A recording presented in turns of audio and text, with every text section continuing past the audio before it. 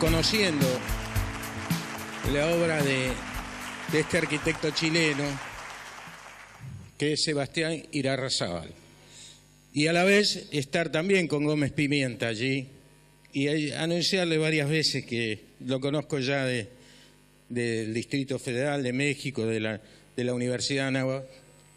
Así que, y me pareció interesante invitarlo hoy a Sebastián porque había visto el compromiso de él ante los problemas que había sufrido Chile con el terremoto, con el tsunami, y cómo él había dado respuestas a la gente a través de cosas muy simples en su momento, además de la obra importante que hace, cómo respondía a eso. Así que hoy lo tenemos presente, pido un aplauso para él y le agradezco infinitamente que esté aquí. Aprovecho de agradecer la invitación, la posibilidad de estar acá con ustedes y con los colegas arquitectos y teniendo la posibilidad de disfrutar tan buenas conferencias como la de Solano recientemente. Lo que he hecho es dividir la presentación en tres partes. La primera, una pequeña referencia de tipo biográfica. Segundo, explicar proyectos nuevos y antiguos en base a tres fundamentos, a tres suerte como de fundaciones que creo que explican mi trabajo, o por lo menos desde cómo yo he ido construyendo una cierta manera de aproximarme a las cosas. Y por último voy a mostrar proyectos en video y voy a terminar con ello. Lo primero, entonces, en relación a esta referencia como biográfica, poco Matías ayudó bastante con lo que presentó ayer. Yo egresé el año 90 en medio de un país que estaba enrarecido, en una suerte de esquizofrenia, porque por un lado estaba muy apagado, o había estado apagado por muchos años, y empezó a vivir un momento de gran efervescencia, de transformaciones y de cosas asociadas a la cultura que funcionaban de manera subterránea. Me eduqué en la Universidad Católica sobre la base de dos tendencias y que generan también, uno podría decir, una suerte de esquizofrenia, cierta bipolaridad, porque por un lado está toda la tradición moderna representada por Le Corbusier, por la racionalidad, por el método, por un cierto lenguaje, por una manera de hacer las cosas que podía ser establecida, codificada y que se podían reducir a diríamos, están en línea con la disciplina arquitectónica, ¿no es cierto? Y por otro lado, la tendencia de Alvaralto, de corte más fenomenológico, menos encasillable dentro de lo que es la historia de la arquitectura, la disciplina de la arquitectura, y que pone mucho énfasis entonces en la experiencia, en las cualidades ambientales de los lugares, diría más que sobre las cualidades formales, y donde el lenguaje no es algo tan evidente, y sobre todo donde aparece el aspecto material con un rol muy preponderante para entonces construir estos ambientes, esta atmósfera y estas cualidades ambientales. Luego de la Universidad Católica tuve la suerte, como muchos de mi generación, el país se abrió, aumentaron las becas de estudio y yo tuve la oportunidad de ir a estudiar al Architectural Association en un programa becado por el gobierno británico, a estudiar, no lo que yo quería, la verdad, porque yo quería meterme de frentón en la parte de diseño, pero las becas estaban restringidas a, en teoría, cosas que pudiesen servir al país, y por lo tanto estudié en el Architectural Association en un área más bien sociológica, en el departamento de urbanismo y vivienda, pero inmerso en este mundo bastante chico. La escuela está en uno de estos edificios, ha crecido un poco más, no tanto, pero me dediqué a mirar todo lo que ocurría, a leer todo lo que los talleres tenían en la biblioteca, cada uno de estos talleres, y en ese entonces, no como ahora, que diríamos que yo creo que esa escuela está mucho más homogeneizada y donde lo paramétrico ha invadido todas las esferas del pensamiento. En ese minuto diría que era mucho menos disciplinar y le daba mucha importancia, dado que no era disciplinar en el sentido que no había método, sí le daba mucha importancia a los métodos de producción, que es lo que establece un cierto orden en este mundo no disciplinar, más, diríamos, escindido de lo que enseña la historia de la arquitectura, y en ese instante yo creo que se le da mucha importancia a, como muestra esta imagen a la derecha, a cosas que se construían sobre la base de objetos encontrados. Creo que había como una tendencia que se mantenía hasta ese entonces. Dentro de las primeras obras que hice llegando de allá, esta casa, perdón, voy hacia atrás.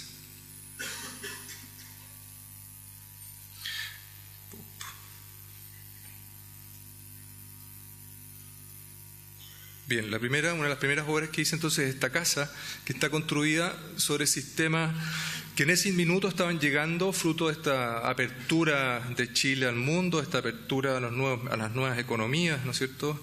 Y llegaban sistemas constructivos asociados a construcciones americanas, a las casas Georgian, hechas con plástico, con estos viniles plásticos. Y una de las cosas que enseñaban en el Architectural Association era no mirar las cosas o la realidad o las posibilidades de una manera desprejuiciada. Esto está automático, parece. Y entonces, bueno, nos tocó construir esta casa también para una élite que había cambiado en el país y que dejó de ser una élite asociada. Está rapidísimo esto. Entonces, dejó de ser una élite asociada a la vieja economía agraria, mucho más tradicional, y apareció una nueva élite de jóvenes profesionales que viajaban, que tenían conocimiento y que además podían construirse sus cosas, como estos clientes, un profesional joven, además con acceso a crédito, una cosa que hasta el minuto no existía. Y es una casa que entonces construía sobre la base de estos sistemas constructivos americanos que venían llegando, con plástico en el exterior y con madera en las zonas que eran accesibles a la mano. Esta idea de trabajar con objetos encontrados la he ido aplicando durante el desarrollo de la práctica, como en estas lucarnas hechas sobre la base de ductos sanitarios, en la Casa Lira, o esta otra, una casa que está en proyecto, que está construida sobre la base de ductos sanitarios mayores, que son los que están a la derecha, que son tubos Grau, que entiendo, que alguien me decía, un conocido, que acá lo fabricaba una empresa que se llama Torrant, y que por ahí venía la palabra torrante, que era la gente que vivía, que en algún minuto vivía dentro de estas cosas.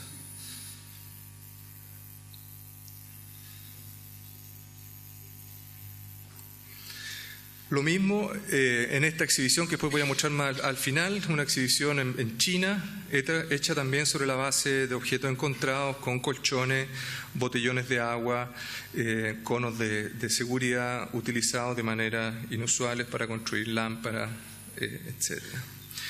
Entonces, pasando ya a esta idea de estas tres preguntas clave, creo que son las tres preguntas que uno debería hacerse, por lo menos que yo me hago, que me ayudan a mí a pensar el proyecto y tratar que la obra no sea una mera construcción, sino que pase a una categoría mayor, que es una obra de arquitectura. Creo que una obra de arquitectura pasa a ser una obra de arquitectura cuando supera lo meramente constructivo, lo meramente operativo, y se acerca más a lo que es el mundo del arte, el mundo de la creación, y creo que toda obra de arte, al igual que la arquitectura, es el despliegue de unas reglas sobre un plano. La manera de construir estas reglas, y que son las que permiten que una obra sea unitaria, que tenga coherencia interna, son muchas. Con las cuales yo he trabajado tienen que ver con el patrón de circulación, que es algo heredado del movimiento moderno, sin duda. Luego, la relación con el suelo, creo que es una de las primeras cosas que uno se tiene que preguntar, cómo la obra se establece con el suelo, y eso va a hacer muchas diferencias desde el punto de vista constructivo, desde la manera incluso de cómo se está frente al mundo. Y tercero, el método de producción. Creo que los métodos de producción no solo sirven para que las obras perduren en el tiempo, sean bien construidas, logren cierta economía, se puedan en definitiva hacer, sino que nos enseñan cuando realmente, digo, eso lo demostró Solano Benítez recién, cuando realmente uno logra un manejo de eso, puede pasar nuevamente como a otra categoría. En relación a los patrones de circulación, creo que la circulación es una suerte de hilo conductor, entonces que conecta las partes, una suerte de alma del proyecto, y creo que los buenos proyectos son incluso aquellos que se pueden memorar de la manera en que uno se movió al interior. Entonces, como decía, es una casa que se extiende el recorrido al máximo y gira en torno a un patio para generar entonces una suerte de ritmo, una manera de estar adentro. Este tema de la circulación lo hemos llevando intensamente, de forma tal que en proyectos como este, que es la Casa Lira, las circulaciones cobran tal preponderancia, tal presencia en el espacio, que no solo permiten hilar las partes, sino que ellas mismas se transforman en elementos que ocupan el espacio, que lo cualifican y que incluso son capaces de interactuar con otros elementos como estas lucarnas que mencionaba originalmente, y también con el resto de la estructura de forma tal entonces de construir, por ejemplo, límites virtuales. O este proyecto, que es el proyecto del Hotel Índigo, que está organizado en este diagrama original en corte, porque permite circular desde la planta baja del edificio 6 pisos hacia arriba, sin darse siquiera cuenta y de ir descubriendo el proyecto a medida que uno se va moviendo por un sistema diferenciado de rampa, escalera extendida, a través de puentes como los de la Casa Lira, entonces, que son capaces de cualificar ese espacio, de generar estos bordes, o como esa suerte de escalera alfombra que descansa sobre el plano inclinado, para definitivamente entonces, sin darse mayor cuenta, aparecer en el spa en el 6º piso. En relación al segundo punto, que es la relación con el suelo, me gusta mucho partir con esta imagen, que es una imagen sacada de una revista de casas prefabricadas de Estados Unidos, de los años 50, que aparecen estas casas llegando con paracaídas a un lugar, a un no lugar.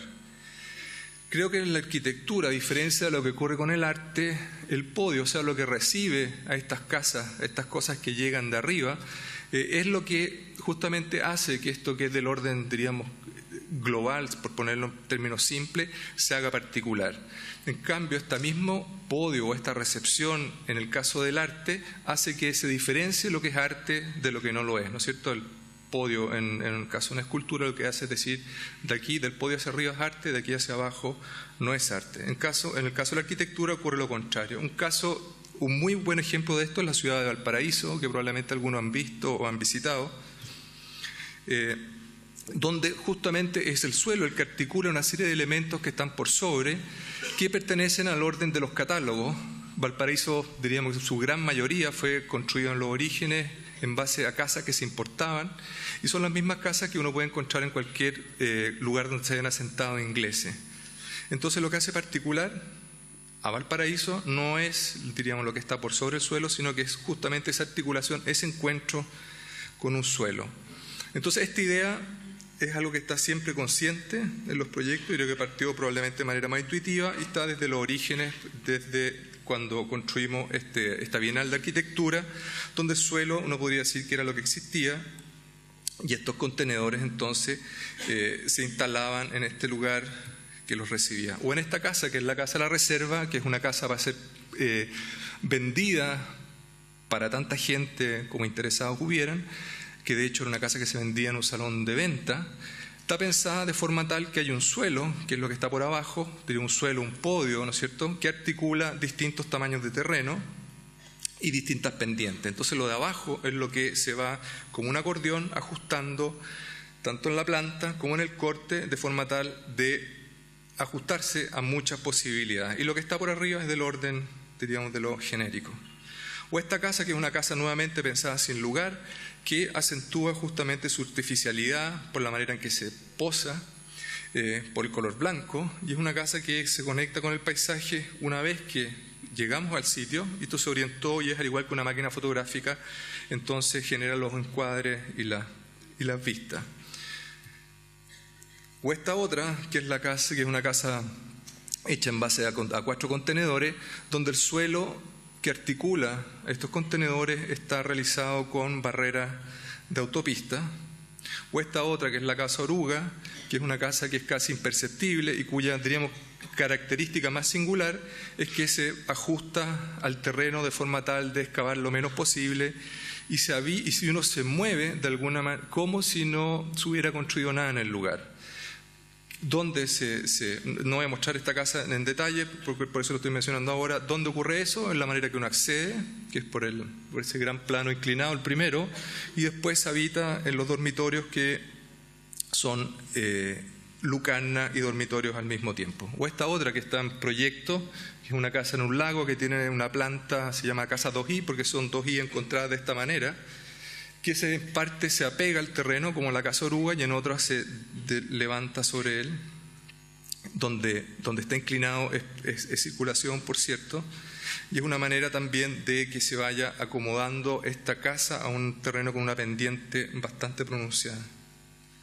O esta otra, que es una casa también que está en proyecto, en ejecución, que es la casa, se llama la Casa Nudo, que está en un terreno nuevamente con mucha pendiente en un lago, que es un terreno repleto de árboles. Entonces la casa, por eso se llama Casa Nudo, va haciéndole el quite a todos estos árboles como un entramado. En sí mismo la planta es una ramificación y también se va ajustando al terreno como los ejemplos que ya hemos visto. Aquí se accede entonces a la casa y se entra ya a mano derecha.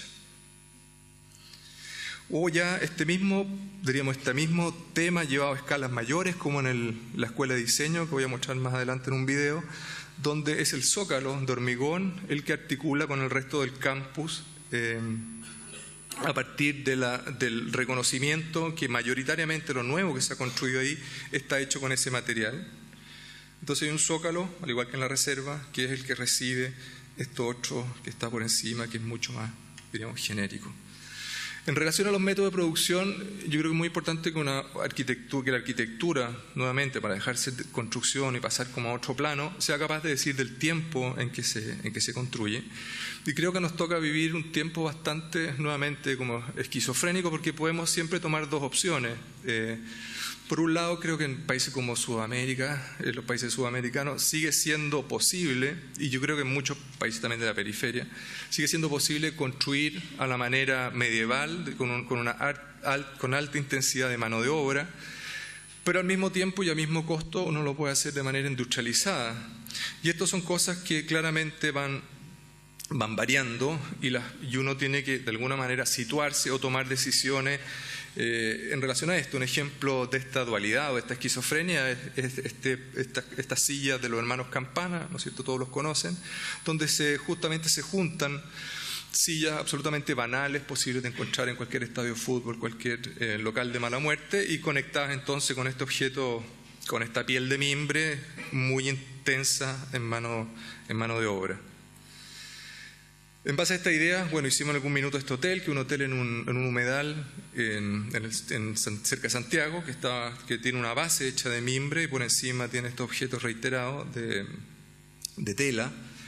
Y al principio, también una de las primeras obras, esta casa, que creo que hoy día ya es más difícil pensarla, por lo menos en términos de costos similares a un sistema más industrializado, que es la casa Melocotón, con una gran intensidad en mano de obra. De la construcción uno puede aprender muchas cosas, no solo dominar aspectos como los costos, como decía, hacer que las cosas duren más, resistan sismos, sino que también, y es algo que a mí me ha entusiasmado muchísimo, tiene que ver con la repetición. La repetición que está vinculada entonces a métodos de producción industrial es algo que ha sido, ¿no es cierto?, explorado en el mundo del arte bastante. Un ejemplo de ello es Donald Judd, que trabaja sobre la repetición de objetos, no con fines escultóricos, sino con el objeto de hacer aparecer el color. O en el caso de músicos como Michael Nyman o Philip Glass u otro, Terry Riley, donde la repetición tiene como por objeto, debido entonces al hecho de que las cosas son predecibles, que uno puede saber qué viene después, entrar en una suerte de estado casi como de mantra, y donde los sonidos entonces de esa repetición van adquiriendo cada vez mayor como cualidades texturales que son posibles de apreciar.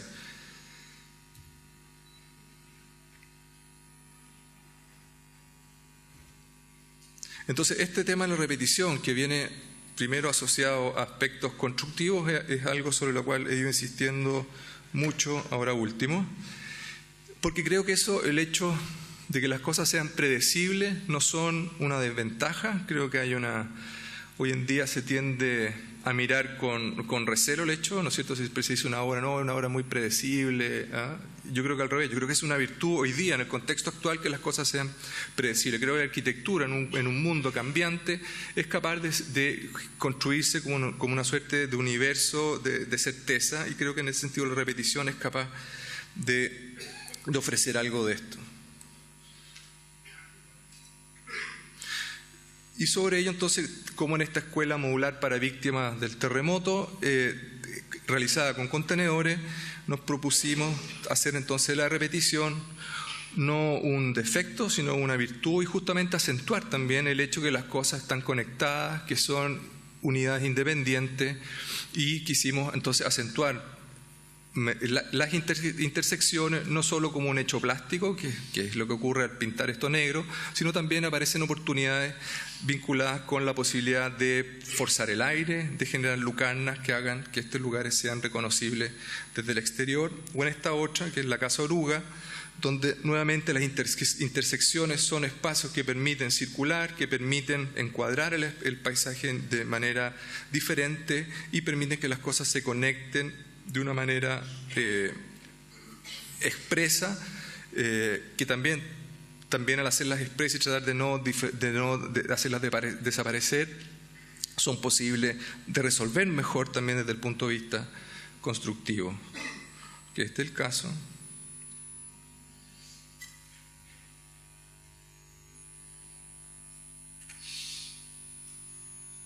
O esta otra, que es una biblioteca en Constitución que hemos proyectado, estamos en etapa de licitación, que es parte del proyecto que hizo Elemental de reconstrucción de Constitución. Alejandro nos derivó este proyecto, fue muy generoso, y estamos entonces haciendo esta biblioteca que básicamente está construida sobre la base de tres grandes naves que están inspiradas en los sistemas de apilamiento de madera de la zona. Constitución es una zona maderera por excelencia.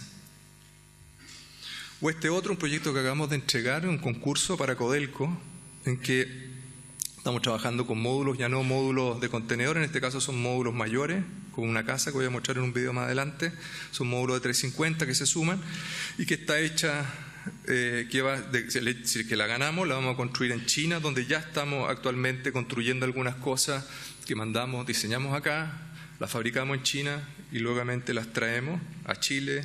Estamos viendo otra cosa en Australia también, hecha de esa manera.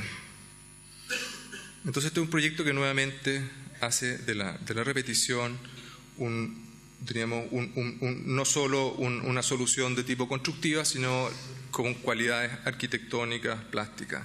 Entonces, solamente antes de mostrar los videos, eran 3 las ideas que estaba explicando: patrón de circulación, la relación con el suelo y los métodos de producción, es como 3 anclas que explican estos proyectos. Entonces, voy a mostrar unos videos ahora.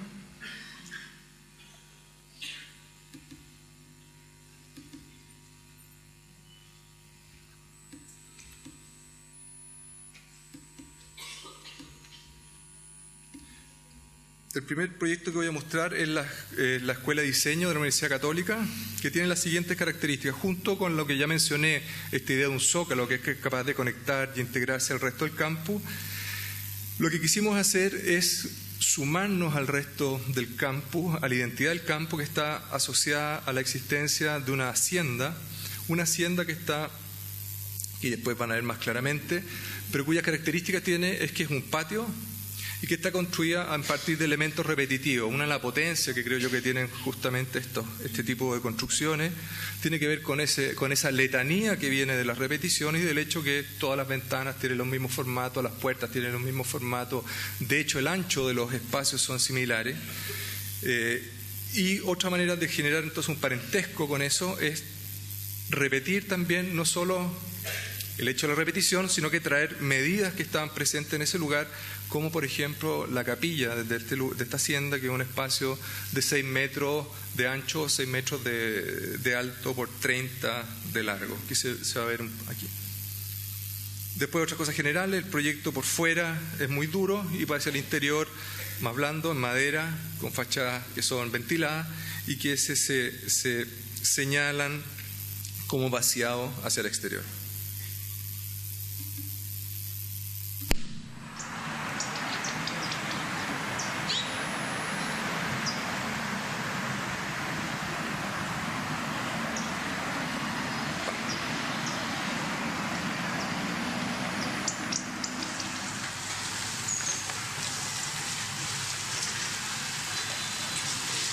Esto fue un concurso de arquitectura entre profesores o exalumnos. que es un esquema de circulación en peineta. Tiene dos patios, uno mucho más angosto y este más ancho.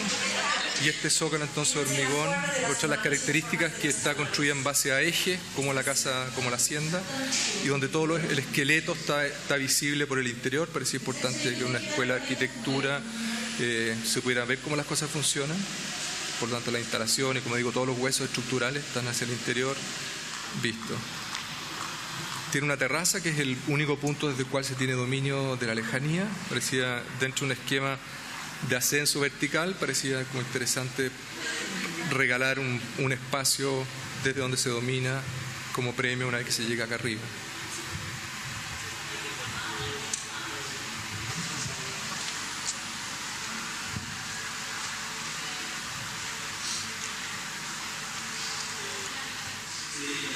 Esta es la sala entonces que tiene las mismas características, por lo menos las medidas que tenía la capilla de la hacienda, y que es un espacio que, dadas sus dimensiones, puede ser utilizado de muchas maneras.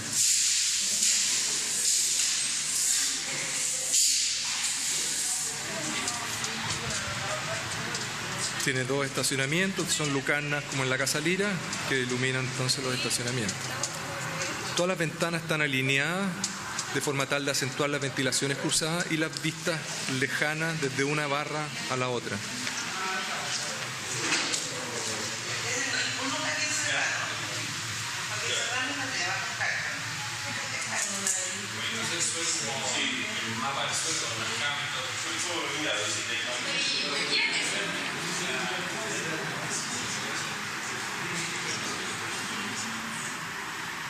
Aquí se puede ver alineadas las ventanas, uno alcanza a ver hasta el otro lado, hacia el exterior después.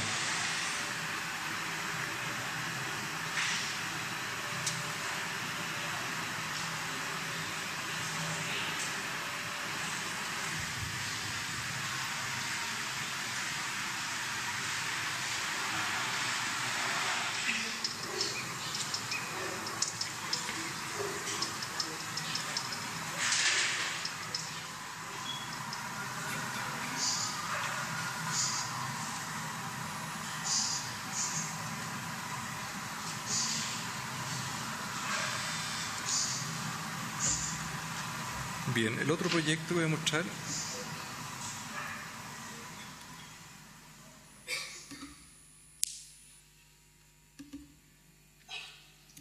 a ver cómo salir de aquí.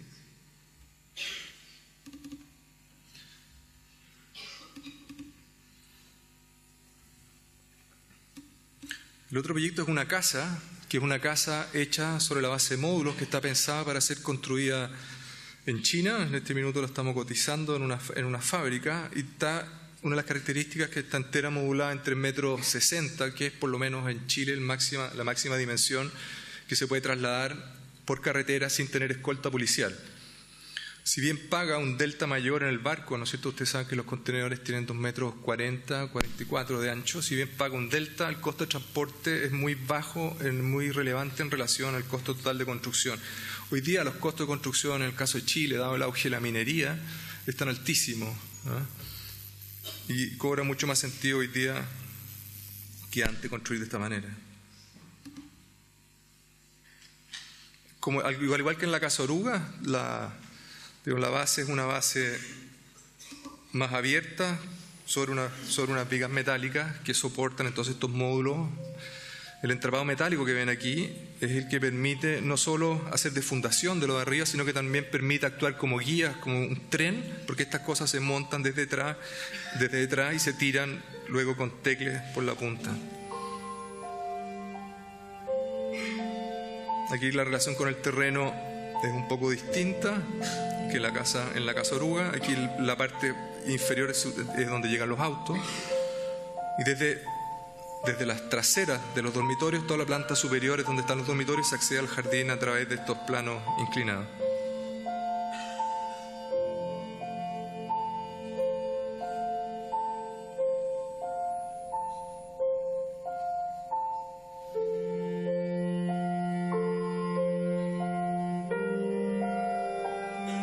Esta es una casa para un cliente que es representante de una fundación que promueve el emprendimiento en el mundo y bueno, yo creo que es una de las razones también por qué se entusiasmó con hacerse esta casa.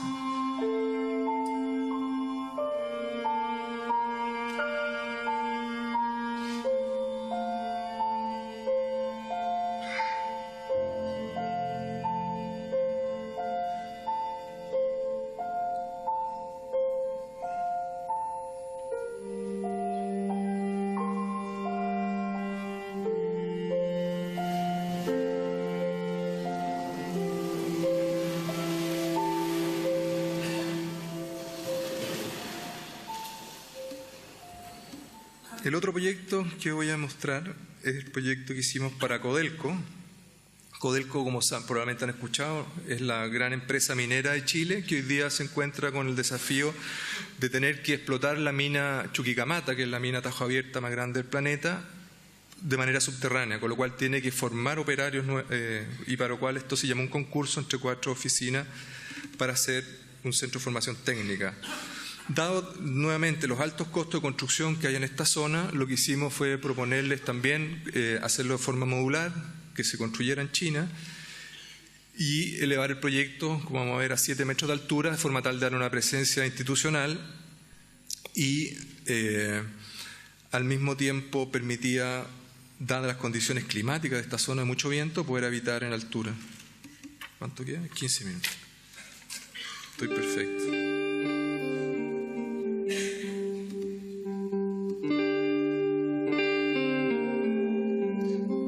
Básicamente son salas de clase que hacia atrás tienen unos talleres mecánicos. Una de las otras características es que tiene un muro que recorre y deja fuera toda la maquinaria pesada que va a estar aquí también. Hacia atrás donde están esos números están los talleres. Eso que se ve como unas chimeneas son unas troneras que acentúan, enfatizan el movimiento de aire hacia arriba. Este es un lugar con mucha radiación solar. Entonces todo prefabricado, salvo estas partes, que son los talleres que requieren exigencias de estructurales mayores.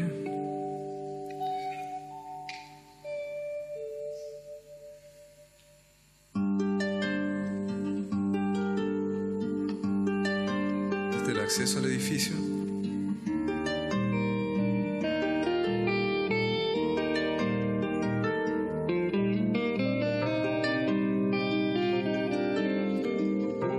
La zona de casino que se conecta con el otro edificio y es como el lugar de encuentro que insisto, es en interiores en este lugar.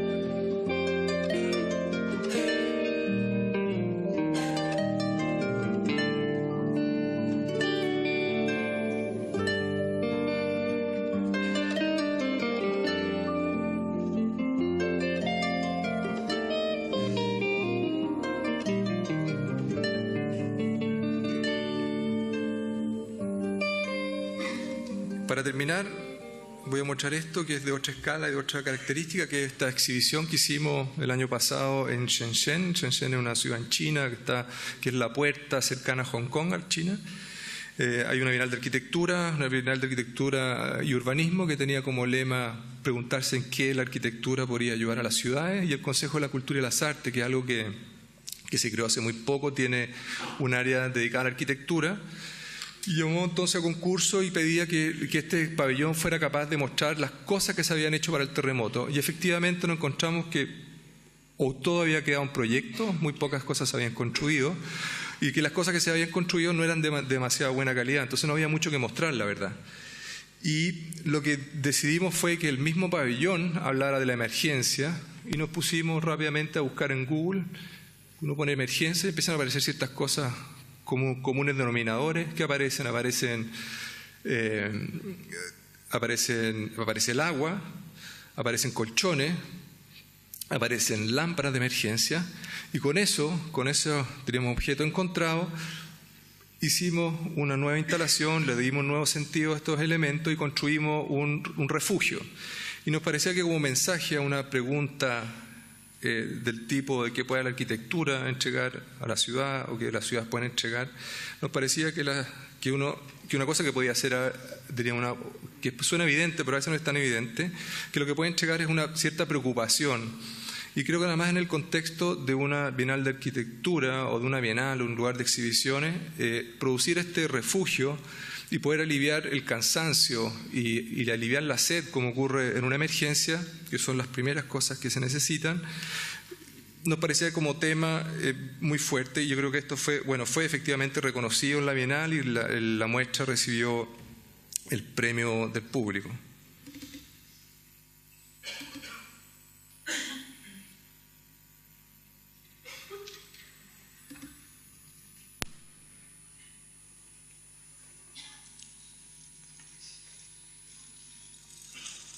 El título del pabellón es Gimme Shelter, que es una canción de los Rolling Stones, que nos parecía también que un pabellón de emergencia tenía que dar como un sentido de optimismo y no ponerse a llorar frente a esta situación, y entender que también las tragedias son oportunidades de nuevos comienzos.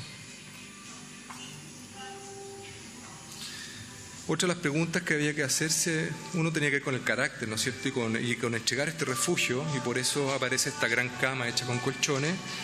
Era cómo se veían las obras de arquitectura, que no iban a ser obras de arquitectura de emergencia, sino que se iban a mostrar películas, incluso películas que habían sido exhibidas en cine, y proyectos a distintas escalas, en distintos formatos, para lo cual entonces hay mini iPad, que se miran a mano derecha, se alcanzan a ver unas pequeñas cosas ahí que se van a ver más claramente ahora, y iPad que estaban sobre esta gran cama donde uno entonces se echa a descansar.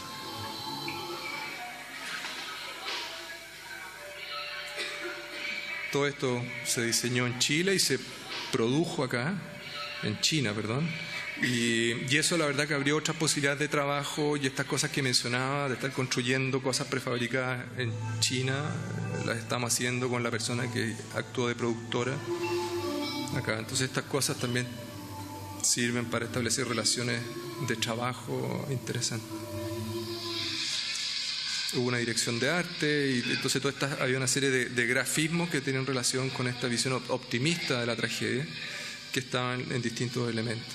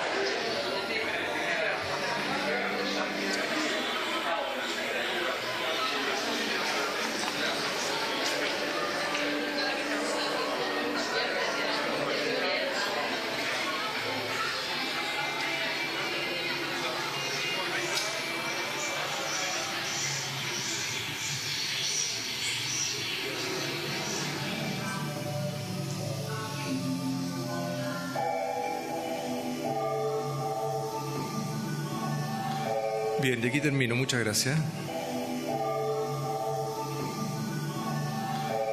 Te felicito por tu trabajo, que realmente es muy interesante, y seguramente te van a querer hacer algunas preguntas, cómo es eso de China, de importar desde allí lo prefabricado, ¿no? Que es, es algo que uno ni se le ocurre que puede ser.